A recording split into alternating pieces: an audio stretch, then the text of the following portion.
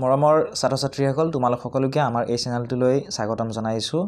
আজিৰ এই ভিডিঅ'টিত আন কেইটামান শৰ্ট কুৱেশ্যন আলোচনা কৰিম। ক্লাছ 10ৰ ছ'চিয়েল সায়েন্সৰ হিষ্ট্ৰীৰ মহাত্মা গান্ধী আৰু ভাৰতৰ স্বাধীনতা সংগ্ৰাম পাঠটিৰ কেইটামান শৰ্ট কুৱেশ্যন। ভিডিঅ'টি শেষলৈকে চাই থাকিবা। 1 নম্বৰ কুৱেশ্যনটো চোৱা, গান্ধীজীয়ে দক্ষিণ আফ্ৰিকাত প্ৰচাৰ কৰা বাতৰি কাকতখনৰ নাম কি? উত্তৰটো হৈছে গান্ধীজীয়ে দক্ষিণ আফ্ৰিকাত প্ৰচাৰ কৰা বাতৰি কাকতখনৰ নাম হৈছে ইণ্ডিয়ান অপিনিয়ন। নেক্সট চোৱা 2 নম্বৰ প্ৰশ্নটো, গান্ধীজীৰ মতে সত্যাগ্ৰহৰ ভিত্তি কি? উত্তৰটো হৈছে গান্ধীজীৰ মতে সত্যাগ্ৰহৰ ভিত্তি হৈছে অহিংসা।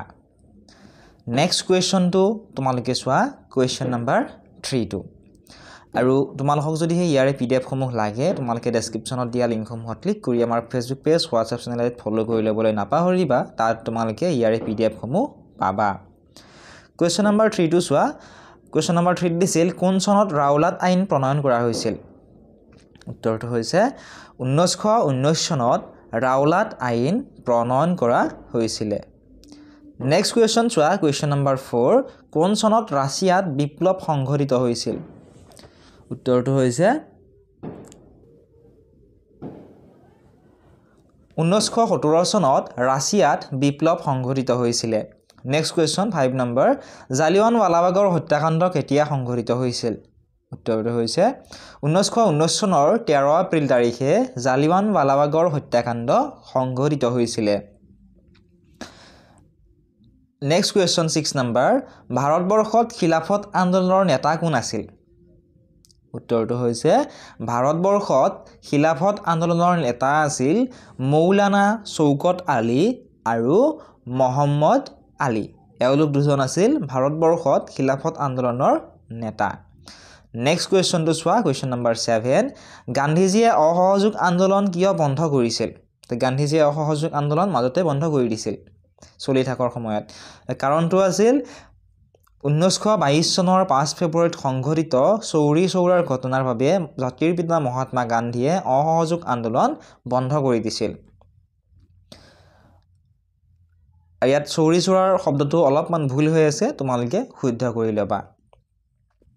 আৰু মহাত্মা গান্ধীয়ে অহিংসা নীতিৰে আন্দোলনসমূহ কৰিছিল, গতিকে চৌৰি চৌৰাত যি ঘটনা সংঘটিত হৈছিল তাৰ বাবে মহাত্মা গান্ধী বহুত দুখিত হৈছিলে আৰু সেইবাবে অসহযোগ আন্দোলন বন্ধ কৰি দিছিল।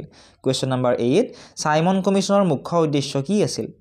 উত্তৰটো হৈছে ভাৰতবৰ্ষত মণ্টেগু চেমস্ফৰ্ড সংস্কাৰৰ কৃতকাৰ্যতাৰ বিষয়ে অনুসন্ধান কৰা আছিল চাইমন কমিশ্যনৰ মুখ্য উদ্দেশ্য। নেক্সট কুৱেশ্যন চোৱা 9 নম্বৰ, ৰবীন্দ্ৰনাথ ঠাকুৰে নাইট উপাধি কিয় ত্যাগ কৰিছিল? উত্তৰটো হৈছে জালিয়ানৱালাবাগৰ হত্যাকাণ্ডৰ প্ৰতিবাদত ৰবীন্দ্ৰনাথ ঠাকুৰে ব্ৰিটিছ প্ৰদত্ত নাইট উপাধি ত্যাগ কৰিছিল। আৰু সেই নাইট উপাধিটো কোনে দিছিল? ৰবীন্দ্ৰনাথ ঠাকুৰক ব্ৰিটিছ চৰকাৰে দিছিলে। জালিয়ানৱালাবাগৰ যি হত্যাকাণ্ড সংঘটিত হৈছিল ইয়াৰে প্ৰতিবাদ স্বৰূপে তেওঁ সেই নাইট উপাধি ত্যাগ কৰিছিলে। এতিয়া নেক্সট কুৱেশ্যনটো চোৱা 10 নম্বৰ, ভাৰতবৰ্ষত ৰাজনৈতিক দল আৰু সংগঠনসমূহে চাইমন কমিশ্যন কিয় বৰ্জন কৰিছিল? ভাৰতবৰ্ষত থকা ৰাজনৈতিক দল আৰু সংগঠনসমূহে চাইমন কমিশ্যন বৰ্জন কৰিছিলে কাৰণ চাইমন কমিশ্যনত এজনো ভাৰতীয় সদস্য নাছিলে, সেইবাবে চাইমন কমিশ্যন বৰ্জন কৰিছিল। এতিয়া চোৱা নেক্সট কুৱেশ্যন 11 নম্বৰ, ভাৰতীয় জাতীয় কংগ্ৰেছৰ কোনখন অধিৱেশনত পূৰ্ণ স্বৰাজৰ দাবী উত্থাপন কৰা হৈছিল? উত্তৰটো হৈছে ভাৰতীয় জাতীয় কংগ্ৰেছৰ 1929 চনৰ লাহোৰ অধিৱেশনত পূৰ্ণ স্বৰাজৰ দাবী উত্থাপন কৰা হৈছিলে। নেক্সট প্ৰশ্নটো চোৱা, কুৱেশ্যন নম্বৰ 12 12 নম্বৰ প্ৰশ্নটো। 12 নম্বৰ প্ৰশ্নটোত দিছিলে কোন চনত মহাত্মা গান্ধী আইন অধ্যয়ন কৰিবলৈ লণ্ডনলৈ গৈছিল? উত্তৰটো হৈছে 1888 চনত মহাত্মা গান্ধী আইন অধ্যয়ন কৰিবলৈ তেওঁ লণ্ডনলৈ গৈছিলে আৰু তাতেই তেওঁ আইন অধ্যয়ন কৰিছিল। এতিয়া চোৱা তাৰ পিছৰ প্ৰশ্নটো 13 নম্বৰ প্ৰশ্ন। আৰু এই কুৱেশ্যনকেইটা বহুত ইম্পৰ্টেণ্ট হয়, মেট্ৰিক পৰীক্ষাটো আহিব পাৰে, গতিকে মনত ৰাখিবা। কুৱেশ্যনটো আছিল কাক সীমান্ত গান্ধী বুলি কোৱা হয় বা সীমান্ত গান্ধী বুলি কাক জনা যায়? এনেধৰণৰ কুৱেশ্যনটো আহে। গতিকে খান আব্দুল গফুৰ খানক সীমান্ত গান্ধী বুলি কোৱা হয়।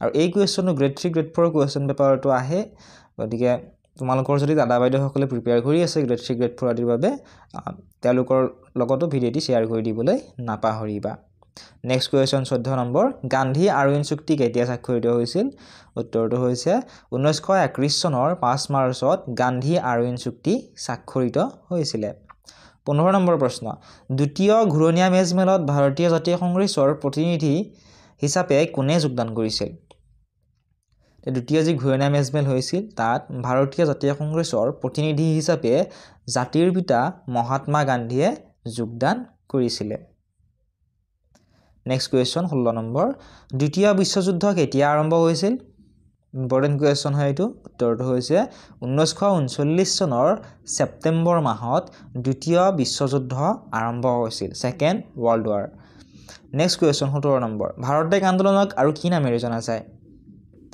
ভাৰত ত্যাগ আন্দোলনক আগষ্ট বিপ্লৱ নামেৰে জনা যায় আৰু ভাৰত ত্যাগ আন্দোলন কিমান চনত হৈছিল 1942 চনত ভাৰত ত্যাগ আন্দোলন হৈছিল নেক্সট প্ৰশ্ন চোৱা 18 নম্বৰ কোন চনত মহাত্মা গান্ধী দক্ষিণ আফ্ৰিকাৰ নাটাললৈ গৈছিল উত্তৰটো হৈছে 1893 চনত মহাত্মা গান্ধী দক্ষিণ আফ্ৰিকাৰ নাটাললৈ গৈছিল নেক্সট কুৱেশ্যন 19 নম্বৰ গান্ধীজীয়ে নাটালত প্ৰতিষ্ঠা কৰা সংগঠনটোৰ নাম কি উত্তৰটো হৈছে গান্ধীজীয়ে নাটালত প্ৰতিষ্ঠা কৰা সংগঠনটোৰ নাম আছিল Natal Indian Congress next question চোৱা কুৱেশ্যন নম্বৰ 20 কুৱেশ্যনটো আছিল কৰিম কিম্বা মৰিম